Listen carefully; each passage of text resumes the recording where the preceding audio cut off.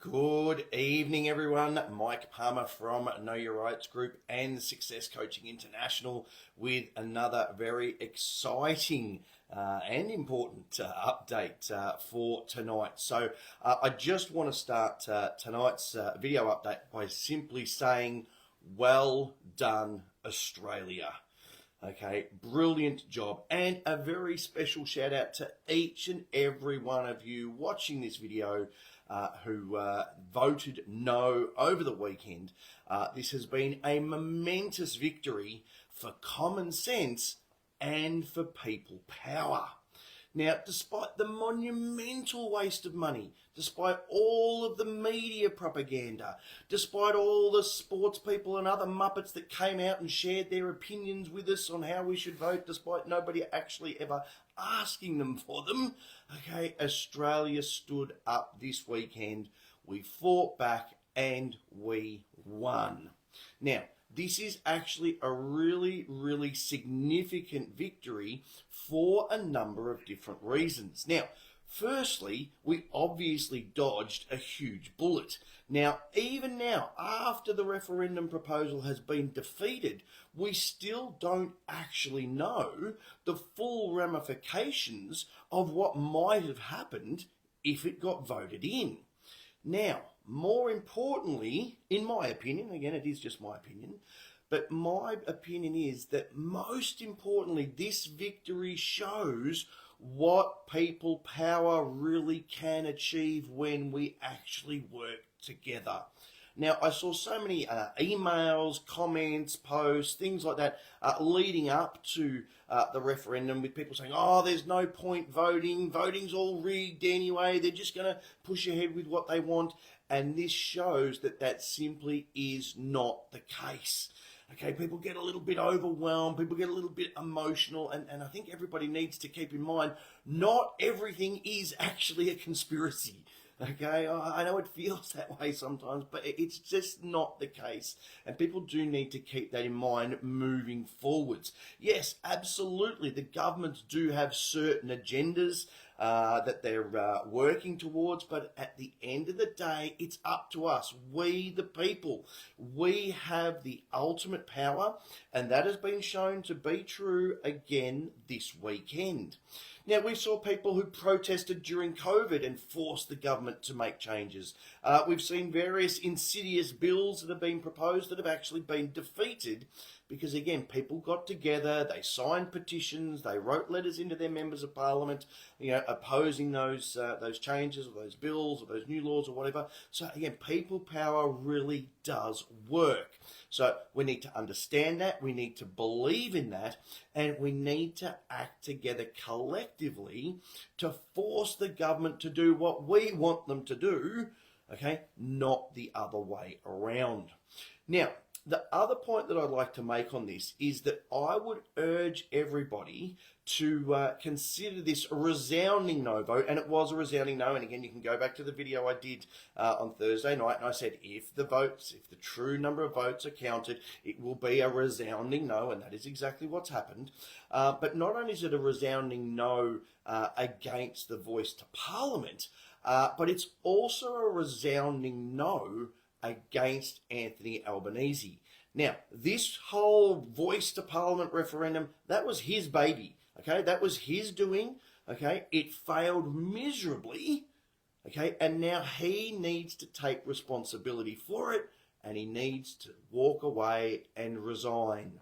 Now, he created this proposed referendum despite only a very small minority of people actually requesting it.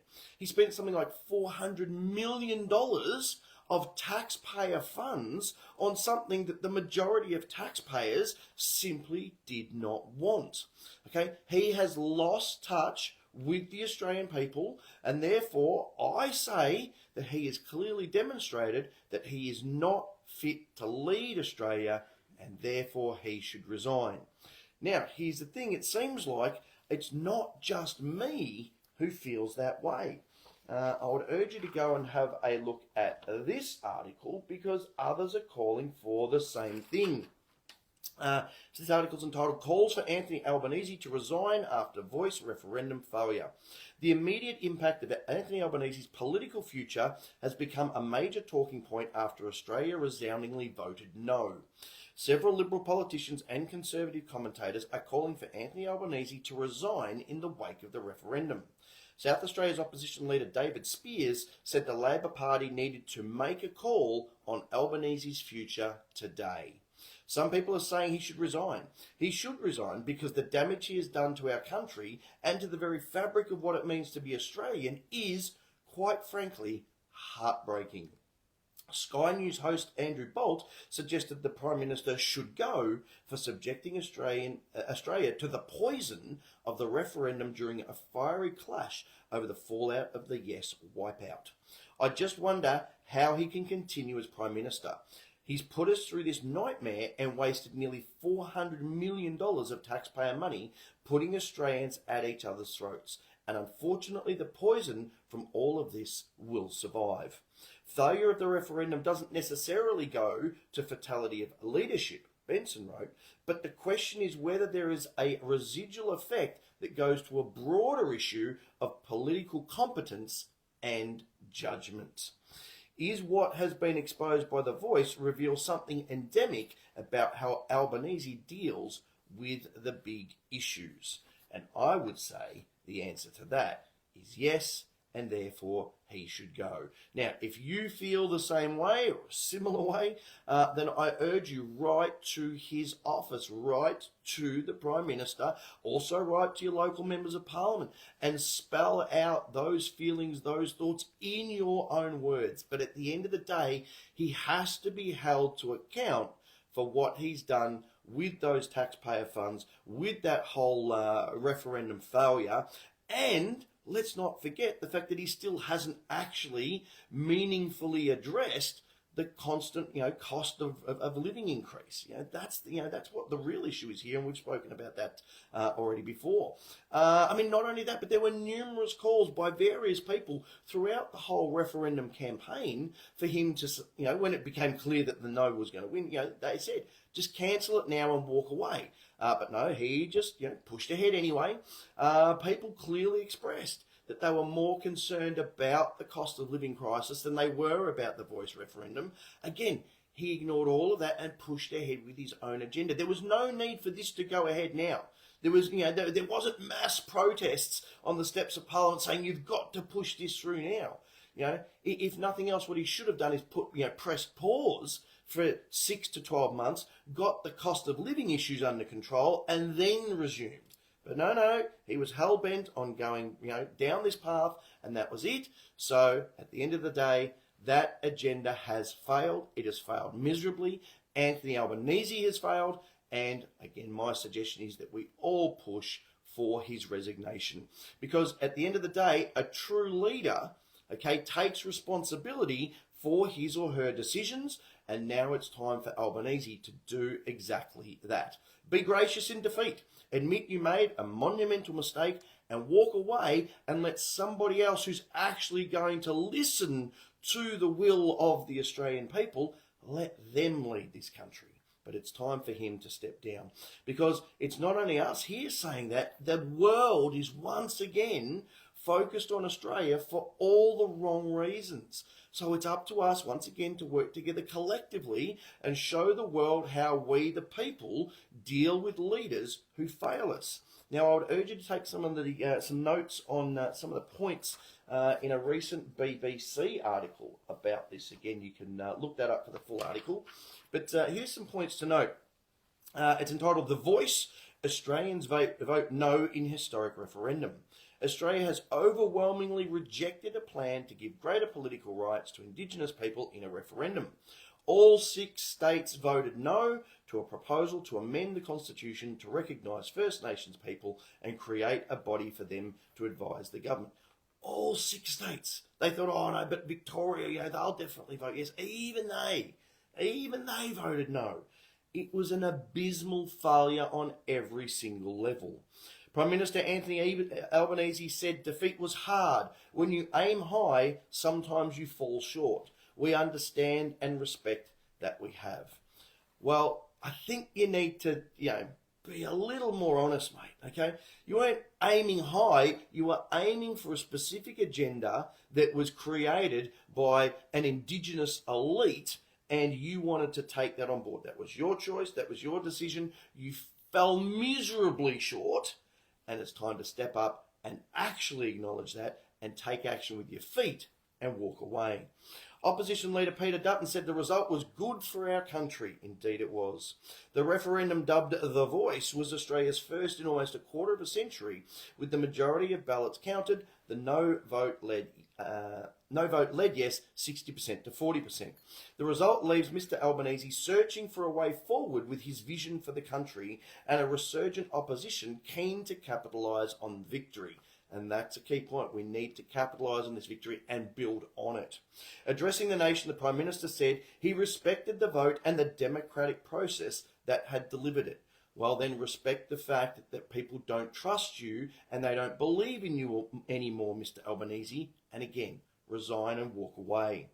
This moment of disagreement does not define us, and it will not divide us. We are not yes voters or no voters. We are all Australians. What the?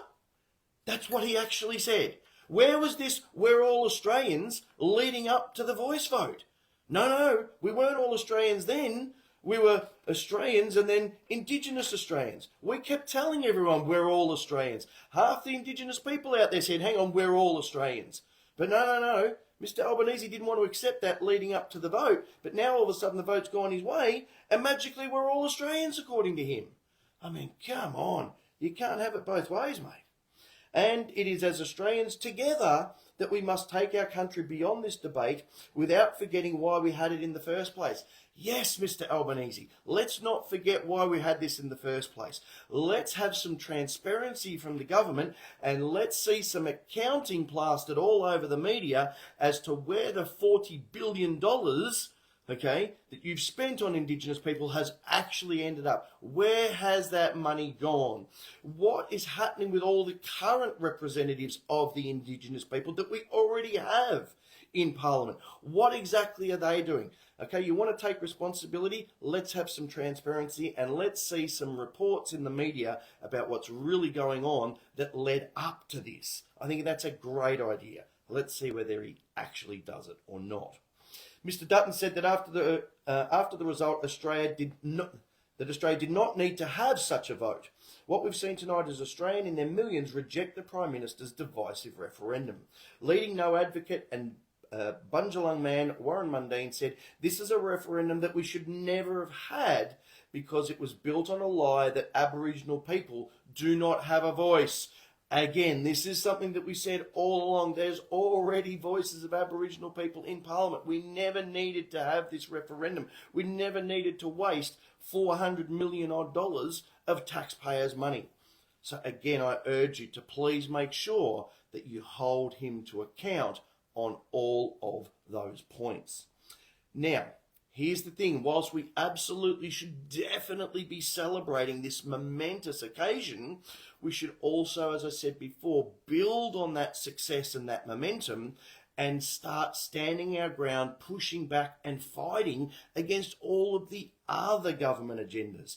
Things like the 15-minute cities, the climate change nonsense, the push towards a cashless society. Okay, the Voice referendum has been clearly defeated, but the government is still pushing ahead with this, narrative that somehow by, magically paying higher taxes, on non-electric cars and carbon taxes and all that sort of stuff, you can somehow stop the natural order of things where planets go through different hot and cold cycles over time. Oh, no, we're just going to, nature doesn't work that way. You just pay more taxes and we'll fix it. I mean, it's just insanity. Okay, many state governments and local councils are still pushing ahead with their plans for 15-minute cities, under this guise of, convenience and efficiency. That's what it's all about.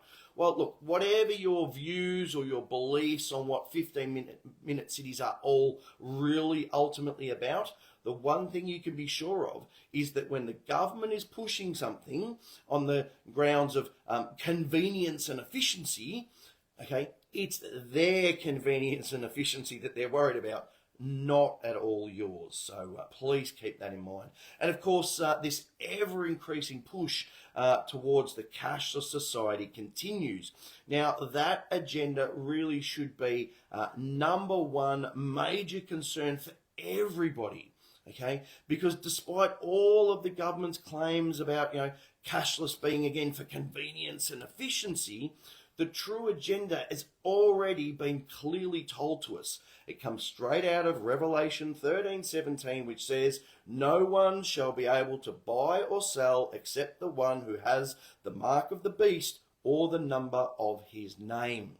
Okay, we know what that agenda is about. There is nothing good that can come out of the cashless society agenda. So let's, take that stand. Let's push back, and let's take that agenda most seriously and reject it at every opportunity. Again, use cash, wherever you can. Join our Call Out Cashless Businesses Facebook group. There should be a link going up in the description. Again, let's name and shame those businesses that are either, blissfully unaware of what the overall agenda is, or worse still, are actively supporting it. Okay, be sure to join that sister group as well, that Cash is King support group or discussion group. Again, you'll find a link in the description. Again, let's share these ideas around far and wide so people understand what this cashless push is really genuinely all about.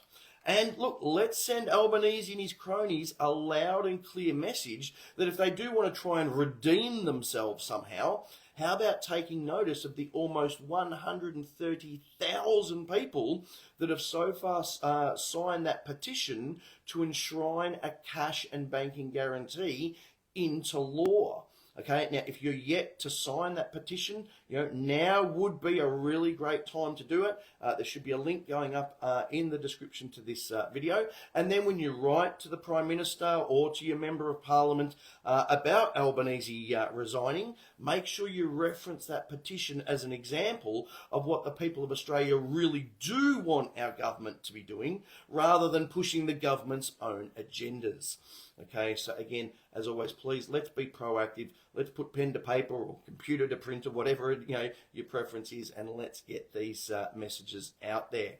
Now, I do want to do a quick reminder about our special spring promotion. I mentioned on the last video that we are giving away both a Know Your Rights cap and Know Your Rights beanies for all orders over $100. Okay, now they're worth $24.95 each, so you're getting nearly $50 worth of bonuses just for any order over $100. It can be a book, it can be CDs, DVDs, home study course, and we're even including postage in the calculation of the $100. We're trying to get these out to as many people as we can. So if you just go to our products page, again, you should find a link in the description. But again, it's a must finish that promo on the 26th of October. So put your order in for whatever you like, and if it's over $100, that cap and beanie will be sent out for you. Now, the last thing that I want to do tonight, of course, is remind everyone about our one-off Ultimate Advanced Mastermind Bootcamp. That's going to be held in Melbourne on the 18th and 19th of November. Again, you'll find links on the seminar page, or there should be a link to that exact event going up in the description to the video. I've mentioned before, it's already 45% sold out, so it's limited to 50 seats. That's it. So please don't leave it till later on. If you want to secure a seat, do that sooner rather than later. And make sure you check out the video that Darren, Daryl and myself did.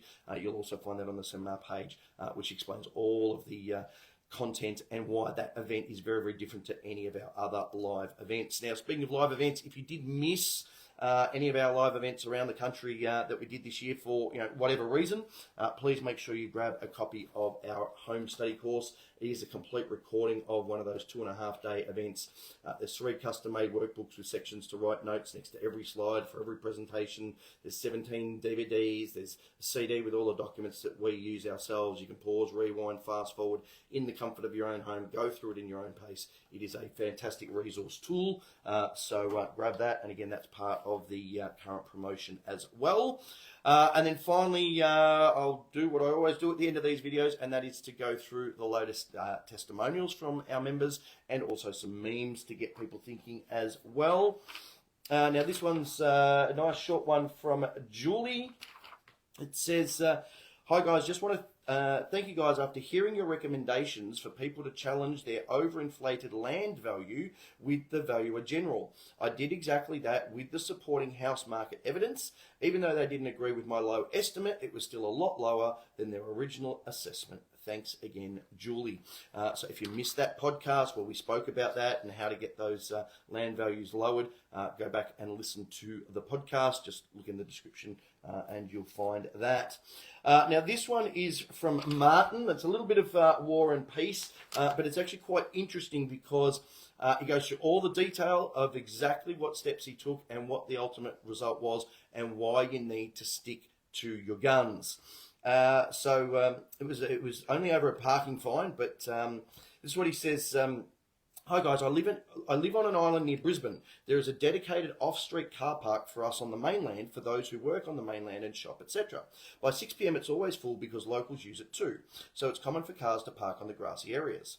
I got a call one morning from the cops saying the council want to do some work there and could I come and move my car off the grassy area. Never thought much of it until 3 weeks later I got an infringement notice for parking on the grass footpath off the road leading to the car park.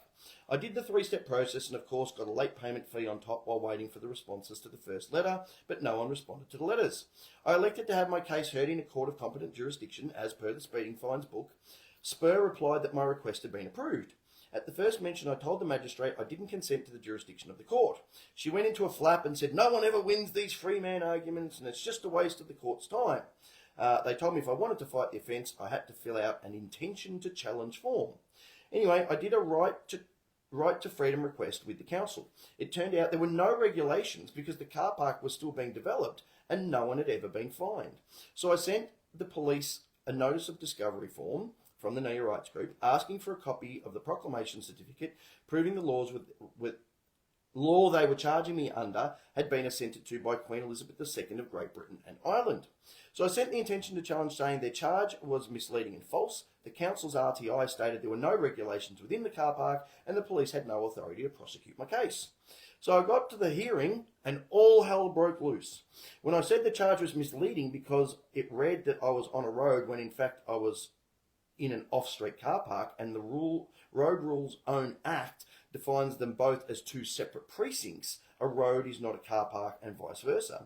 The prosecution cuts in without saying objection, Your Honour, and tells the magistrate that they are the same thing and my argument is false and misleading. He then launches into a deranged spiel how my argument was not based in law and no references to cases, was not on the correct form, was misinformation and was a load of gobbledygook. All the time the magistrate is nodding his head in agreement. I'm thinking this guy is really desperate, that he has to put me down instead of presenting an actual legitimate case. How could the council's RTI not be valid? How could asking for a proclamation certificate be an incorrect legal argument? Then he said I had the audacity to question their authority. So I asked, under what monarch are you operating today? There was a huge gasp in the room from all the police and court officials. Then he chirps, we're dismissing the case, Your Honour. On what grounds, Mr. Prosecutor? On the grounds that Mr. Such and Such wasn't present at the car when the officer issued the ticket. What? Am I on another planet? Am I inside a B-grade movie? Is this real? I asked the magistrate if I could respond to the prosecutor's argument, as I could hardly get a word in, but he said no, he's very busy and he has to move on. I was free to go. Lesson learnt, with your intention to challenge, say as little as possible, because whatever you say gives them a chance to develop an argument against it. Keep your ammo for the actual hearing and catch them by surprise. So again, stick to your guns, stick to that 3-step process in Chapter 3 of that Aussie Speeding Fines book and keep pushing back at every opportunity. If they want to take it to court, no worries. These are killer arguments, and as you've just seen evidence again, as soon as you ask them under what monarch they're operating, they have no answer. All right, so a couple of memes to finish off that relate to some of the stuff that we've covered tonight. Now, this is brilliant because they were talking about, so many people are going to vote yes when all of this started. And of course, it seems like a lot of people change their mind, which is great. And as it says, those who can't change their minds can't change anything. So always be open to new information, always be open to new possibilities, and be open to changing your mind when the evidence supports that change. Now, we've spoken about these 15-minute cities. So here's an example of what a 20-minute city looks like, what a 10-minute city looks like, what a 5-minute city looks like, and what a 1-minute city looks like. So is this the path you want to go down? If not, then again, push back at every opportunity. Now, I'm not saying necessarily to do it like this, but this is an interesting concept. So as you can see here, screwdriver $5, safety hat and high-vis vest $30, and pretending to be a CCTV repairman to destroy cameras and 15-minute cities, priceless. So anyway, just an option. Now this one, I love this one. Trying to watch the mainstream TV after you've woken up. And the great news is we talk to people in all walks of life, in all different places, at all different times, and I'm hearing the same message coming through again and again and again. And people are saying, I just don't watch mainstream TV anymore. You know, I watch things on YouTube or stuff, but I don't watch, I don't watch the news. I don't watch any of the mainstream rubbish. And people are essentially just turning their TVs off, which is fantastic because, of course, they can't brainwash you with their propaganda and their message if you're simply not watching the TV. So now this is a very interesting one.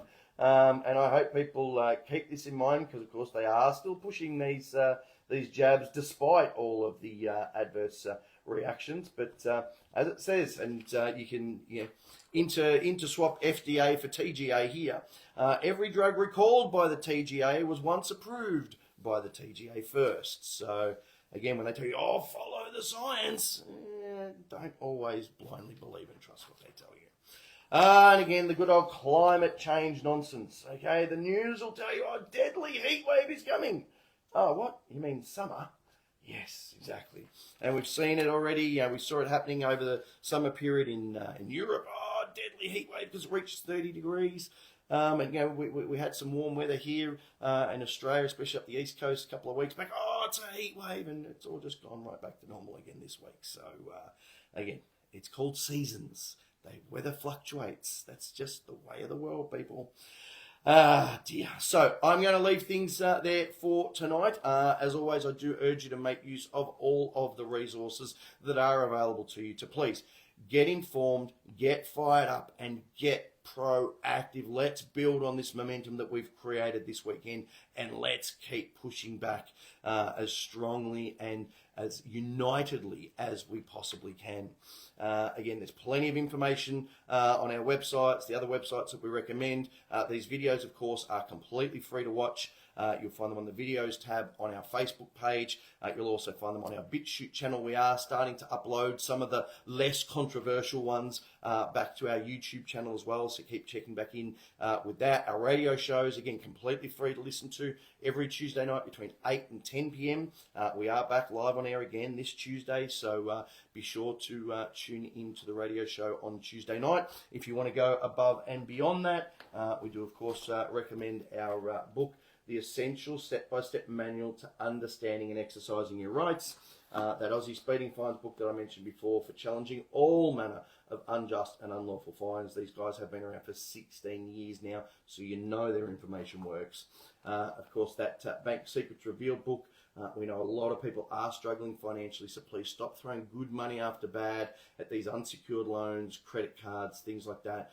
You can use that tried, tested, and proven 4-step process to just completely discharge those. So you can get these individually. You can get them all as part of the combo pack. With the combo pack, you do, of course, get our Know Your Rights tote bag included as a little bonus free of charge.